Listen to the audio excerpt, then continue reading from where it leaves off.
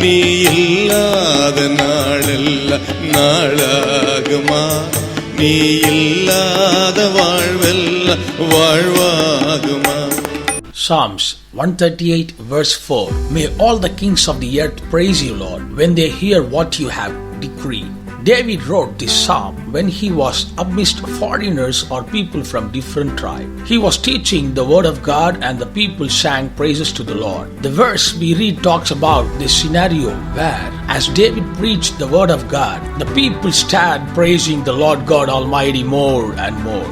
If we read further in this chapter, we can find in the 5th verse that David preached about how great his glory is. And in the same verse, we learn that he taught about Lord's wondrous ways. When we read verse 6, we can know that David preached about how exalted the Lord is. The verse says, though the Lord is exalted, he looks kindly on the lowly. Though lofty, he sees them from afar. In this manner, David fulfilled his ministry there among them. He did not let anything interfere and stop the fulfillment of his ministry. No matter how hard the situation became, how strong the oppositions were, he did not stop the ministry. He did not stop being a testimony to the Lord's mighty name.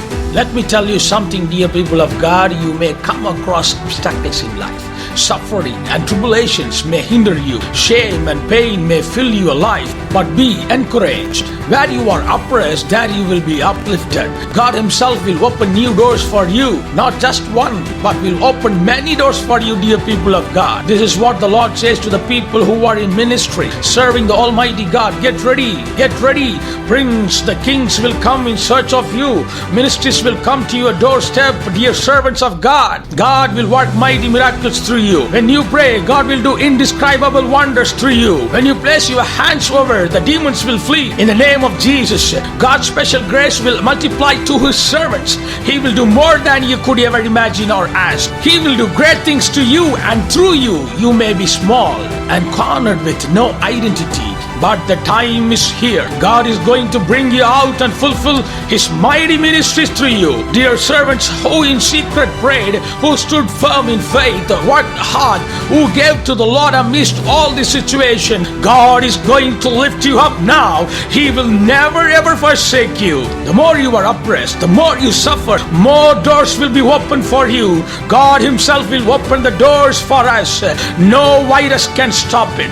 His ministry cannot be stopped because Jesus is the center of this ministry. He is the hero of this ministry. The one who breaks all obstacles is with us. Hallelujah! Hallelujah! God bless you.